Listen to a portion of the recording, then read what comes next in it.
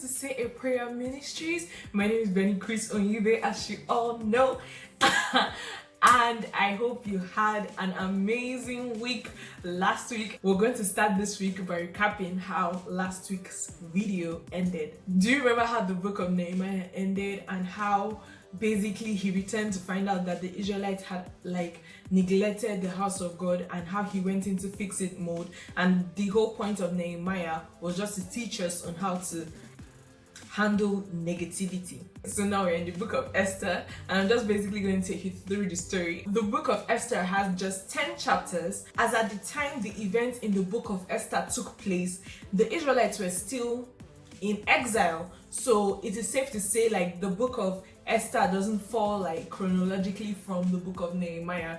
Obviously it came later than Nehemiah, but this was where it was placed in the Bible. But yeah, I just had to put that out there. Chapter 1 of the book of Esther starts with the king holding a party, turning up, So he called his wife Vashti. I don't know if that's the pronunciation, but he called her down to, I think, showcase her. She declined. King got angry and met with his attendants, who suggested that he get another wife or another queen, basically, and obviously he agreed to it. I believe the book of Esther took place in Babylon because Mordecai is introduced to us in chapter 2 as having been one of the people who was taken into exile from Jerusalem to Babylon during that time that Nebuchadnezzar came and did all that he did, if you remember, if you've been following. Yeah. Basically, Esther was Mordecai's cousin. Apparently, Esther's parents had died and Mordecai had adopted her. She was one of the, contestants for the role of the queen. In chapter 2, verse 21 to 23, you see how Mordecai saved the life of the king because some people were plotting evil against the king, and Mordecai reported this, and basically this prevented whatever they were planning from happening. However, the king never, he didn't know, and Mordecai did not say anything about it. Anyway, so the king chose Esther as his queen. In chapter 3, we're introduced to Haman, this very evil guy that the king literally made his second in command. And this Haman guy was higher than other officials, and he expected people to pay homage to him, bow to him, and Mordecai did his expected duties, but Mordecai did not bow to him, and this pissed Haman off. So much so that when he discovered that Mordecai was an Israelite, he went to take permission from the king in order to kill every single Israelite. Because of one man. Haman then promised money for the slaughter of the Israelites, and this obviously devastated Mordecai and Esther when they found out, so much so that Mordecai actually requested that Esther actually go to the king and beg him to put an end to this. Esther then replies Mordecai that, bro, I've not seen the king in 30 days, and you know that if you approach him without him summoning you, it's never a good sign. Now, their communication was happening through a messenger, and in chapter 13 it says, Mordecai told the messenger to reply to Esther, don't think that you will escape the fate of all the Jews because you are in the king's palace. If you keep silent at this time, liberation and deliverance will come to the Jewish people from another place, but you and your father's house will be destroyed. Who knows, perhaps you have come to the royal position for such a time as this. There is a lot of what he said that I would really like to elaborate on. Number one, the fact that he was so sure that liberation was going to come to the Israelites. He was so sure that somehow the Israelites were not going to, Haman was not going to have his way. But he just told Esther, you can be a part of the solution, or you can stand by and watch another solution come. That's epic. Then he goes ahead to tell her how, who knows, what if you are here for this purpose, for this reason. Guys, don't take for granted where you find yourself in life, that office you find yourself, that house you find yourself. It's never by chance, especially as a believer. This encouraged Esther, and she's like, okay, I'll do it. I mean, if I perish, I perish. So she goes ahead to instruct Mordecai to declare a fast for the Israelites, and obviously they go and they start fasting for about 3 days. And on the 3rd day, Esther approaches the king even without him summoning her. And the moment he sees her, he was moved to favor her. He asked her for whatever she wanted, and she said that she wanted the king, him and Haman, to come to a banquet that she's going to organize for them. In the first day, you see Haman comes and the king comes and they have a banquet, and she doesn't really say much about the whole thing going on. But before the 2nd day of the banquet, we see Haman actually bragging to his family members, telling them how the queen even invited him to a banquet and how he's so important, and just bragging. And then he eventually goes ahead to say that he hated Mordecai's guts, and his wife then suggested, I mean, if you hate him so much, why don't you kill him? Haman then ordered gallows to be built up for Mordecai to be hung. Then he planned that he was going to request for the king's permission to hang Mordecai.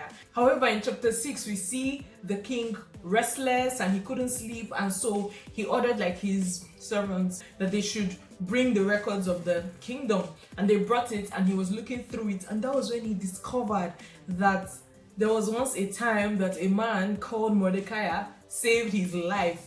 And so he went ahead to ask if this Mordecai had been rewarded, and they said no, he hasn't. Guys, do you remember that the time that Mordecai actually helped the king without the king's knowledge was in chapter 2? Like, Mordecai didn't go to the king and be like, bro, I helped you, or go through Esther to tell the king, bro, I helped you. You know, like, he kept quiet about it. He literally just did it out of good intentions. And then fast forward almost 4 chapters later, that was when you now see him, you know, being noticed for what he did.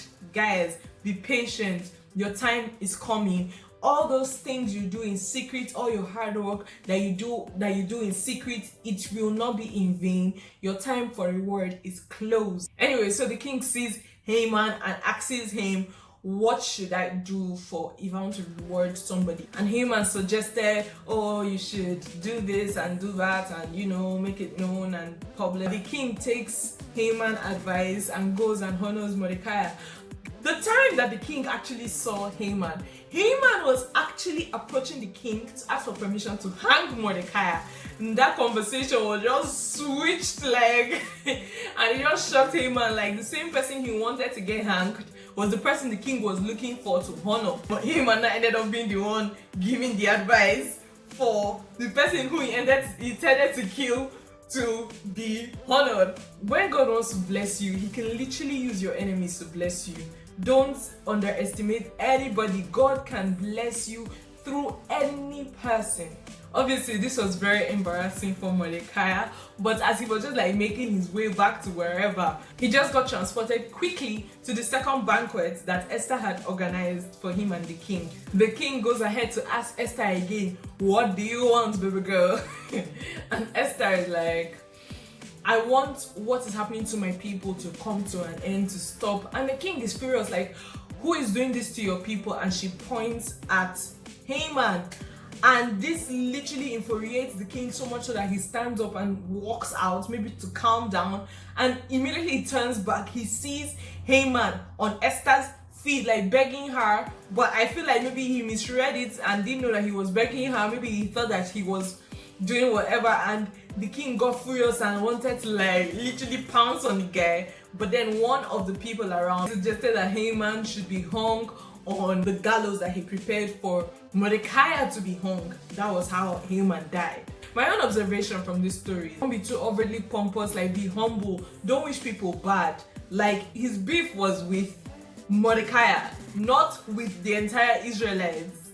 So when God is looking after you, like, it doesn't matter whatever the evil person intended to do to you, God will literally just flip it around to your favor. Anyway, the king awarded Esther Haman's estate, and Esther put Mordecai are in charge of it. At this point, the king gives Esther the permission to do whatever she wants, like with his seal, that thing that basically says this is an order of the king and this word cannot like be overturned. And with this, Mordecai basically wrote like a whole decree ordering the Israelites to defend themselves. This really benefited the Israelites so much so that some people who were not even Israelites started claiming to be Israelites. In chapter 9, you see how Mordecai's fame spread and how he eventually became like second only to the king. And in chapter 28, we also learn to remember to rejoice. The book of Esther ends in chapter 10, and it ends by telling us that Mordecai continues to seek the good of his people and continue to speak for their welfare. So the reason for this title is because the book of Esther is literally the only book in the Bible without a direct mention of God. However, despite the fact that his name was not mentioned, you literally can see his hand all through the book of Esther, because the Israelites are God's people, and Mordecai and Esther are Israelites, and the people that Haman was trying to kill were Israelites. So every testimony you saw in the book of Esther, every good thing you saw, that was God's hand. Even if he wasn't directly mentioned in the book, he was not absent. He was working behind the scenes and fighting for them. If you find yourself at any point in life asking, where is God? Look around you. Have a book where you write your testimonies, have like celebration when victories happen. The whole point of this is so that you remember when you are at a moment where you feel like you can't feel God, you can't see God. God is always there. Let's even start from there. But even also besides that, look around you. In nature, you see God. In your past testimonies, you see God. And to top it all off, he is also within you. So it is so important to always find God in every circumstance. Like, never be so used to the fact that, oh yeah, there is a God, that you've grown up to the fact that he exists everywhere. And that's why I love this song by Hillsong so much. It's titled Another in the Fire. The part of this song that basically buttresses my point in this video is the chorus, and it says, there'll be another in the fire, standing next to me, there'll be another in the waters, holding back the seas, and should I ever need reminding how good you've been to me, I'll count the joy come every battle, because I know that's where you'll be. So basically, that just goes to show, like, despite when circumstances seem bleak, count the joy in the battle, see the light in the darkness. God is always there. He will never leave you alone. Alright guys, I love you. Have an amazing week. Please subscribe and share this video if you haven't already. I love you. Take care.